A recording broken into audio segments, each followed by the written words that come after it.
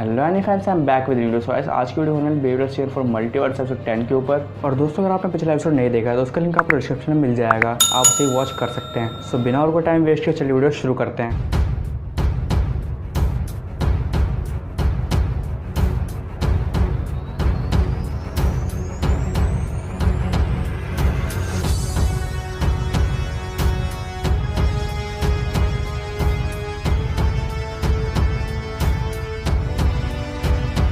Recap.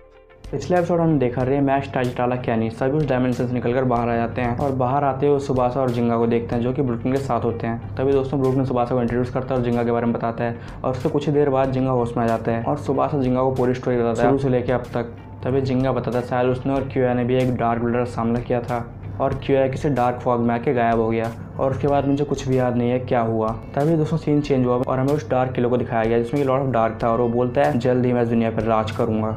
और अब आगे Start. दोस्तों, एपिसोड की स्टार्टिंग में डार्क किलो दिखाया जाता है जिससे कि पहले से भी ज़्यादा डार्क पावर बाहर आ रहा होता है और ऐसा शायद दोस्तों इसलिए क्योंकि इन डार्क ब्लेडर्स ने लगभग पूरी दुनिया पे कब्जा कर रखा है और इसी के कारण इनका पावर पहले से ज़्यादा हो चुका है। अचानक से दोस्तों हमें उस किले से थोड़ी दूरी पर क्यूया को दिखाया जाता है जो कि शायद उस किले पर नजर रखे हुए है। मगर दोस्तों काफी हैरानी की बात है कि आखिर क्यूया को इस जगह पता कैसे लगा, आखिर वो यहाँ आया क्यों है। दोस्तों वहीं क्यूया धीरे धीरे उस किले की ओर बढ़ने की कोशिश करता है। तभी अचानक से कोई अननोन शख्स क्यूया के पीछे आता है और क्यूया उसे महसूस कर लेता है और क्यूया पीछे मुड़कर देखता है तो दोस्तों हमें दिखाया जाता है कि अननोन शख्स कोई और नहीं बल्कि लॉर्ड ऑफ डार्क होता है और वो बोलता है क्यूया तुम अब भी पहले की तरह ही बेवकूफ़ हो, तुम्हें क्या लगा था तुम यहाँ पर आओगे और मुझे पता भी नहीं चलेगा, तुमने ऐसा सोचा भी कैसे कि तुम यहाँ पर आओगे और मुझे कुछ पता नहीं चलेगा।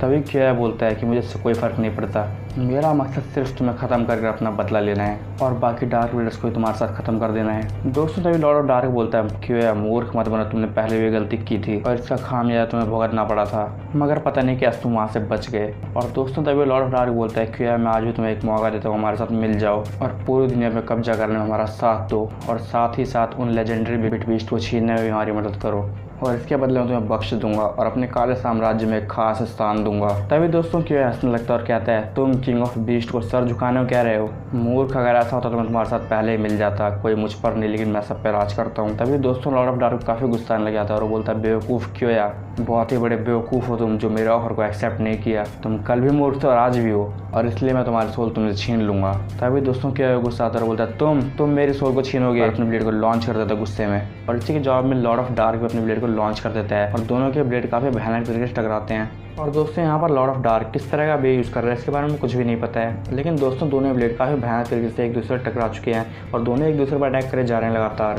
तभी लॉर्ड ऑफ डार्क क्यूया से बोलता है बस क्या तुम इतना ही कर सकते हो क्यूया, तुम आज भी पहले की तरह कमज़ोर हो।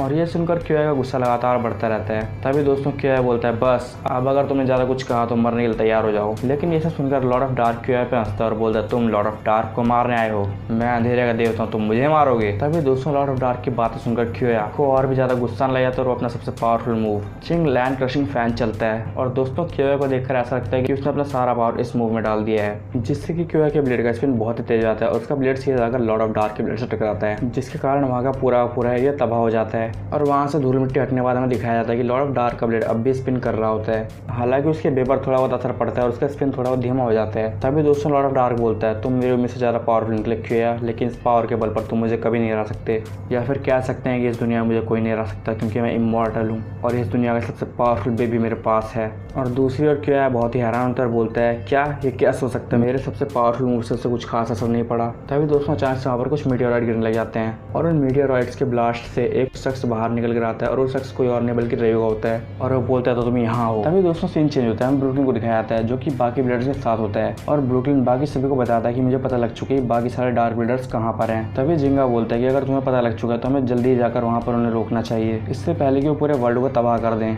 ब्रुकलिन बोलता सही कहा, लेकिन उन डार्क ब्लेडर्स को हराने के लिए हमें और भी ब्लेडर्स की जरूरत पड़ेगी क्योंकि हम नहीं जानते कि वहाँ पर कितने ब्लेडर्स हैं और कौन कितना पावरफुल है। इतने में ये बोलता है कि अगर और भी ब्लेडर्स बचे हुए हमें जल्द से जल्द उन्हें ढूंढकर यहाँ पर लाना चाहिए, इससे पहले उन डार्क ब्लेडर्स में से कोई और उन पर अटैक करे। ब्रुकलिन बोलता सही कहा, लेकिन तुम चिंता मत करो, मैंने हीरो को पहले ये सारी सिचुएशन बता दी थी, शायद उसने अभी तक ज़्यादातर ब्लेडर्स को ढूंढ भी लिया होगा। इतने में मैक्स ब्रुकलिन से पूछता है क्या तुम टाइसन के बारे में भी हीरो को बता दिया है। ब्रुकलिन बोलता नहीं, मैंने अभी तक टाइसन के बारे में हीरो को नहीं बताया है क्योंकि शायद अगर मैं टाइसन के बारे में हीरो को बताता तो शायद अकेले उन डार्क ब्लेडर्स से लड़ने चला जाता। तभी मैक्स कहता है तुमने ठीक ही किया कि तुमने टाइसन के बारे में हीरो को नहीं बताया। ब्रुकलिन बोलता है हाँ, ये सिचुएशन वैसे भी ठीक नहीं है कि मैं टाइसन के बारे में सब कुछ हीरो को बताऊँ। और वैसे भी अभी हमें किस तरह उन डार्क ब्लेडर से निपटना होगा। इतने में दोस्तों टारा ब्रुकलिन से बोलता है काय का क्या हुआ, वो अभी तक क्यों नहीं आया। तभी मैक्स बोलता है हाँ अब तक तो काय को आ जाना चाहिए था। तभी दोस्तों ब्रुकलिन बोलता है काय तब तक वापस नहीं आ सकता जब तक वो मेरा नए डायमेंशन में एक टाइम होल क्रिएट ना कर ले। हालांकि मुझे उम्मीद है कि काय ये कर लेगा। इतने में सीन चेंज होता है, मैं टाइसन को दिखाया था दूसरी दुनिया में, जिसे देखकर ऐसा लगता है कि फाइनली टाइसन ने अपनी पावर से कंबाइन कर लिया है। तभी दोस्तों टाइसन अपने ब्लेड को वापस से लॉन्च करता है और ड्रैगन के पावर की मदद से फाइनली वहाँ पर टाइम होल क्रिएट करने में कामयाब हो जाता है और टाइसन टाइम होल की मदद से उस वर्ल्ड से बाहर निकल जाता है और वापस अपनी दुनिया में पहुंच जाता है। टाइसन जैसे अपनी दुनिया में पहुंचता है वो ये सब देखकर हैरान होता है कि यहाँ पर सभी लोग पत्थर के बन चुके हैं और यहाँ पर डार्क पावर से कब्जा है। मन ही मन टाइसन बोलता है कि आखिर ये सब कैसे हो गया और ये किसने किया। तभी टाइसन अचानक से एक डार्क किले को देखता है और दोस्तों ये डार्क किला वही होता है जहाँ पर क्यूया और लॉर्ड ऑफ डार्क की फाइट हो रही होती है। टाइसन बोलता है ये क्या चीज़ है और ये किला यहाँ पर कैसे आया, पहले तो कभी ये यहाँ पर नहीं था और ये इससे इतना डार्क पावर क्यों बाहर आ रहा है। और टाइसन सोचता है कि मुझे एक बार वहाँ पर जाकर देखना चाहिए। तभी दोस्तों टाइसन डार्क किले की ओर निकल जाता है।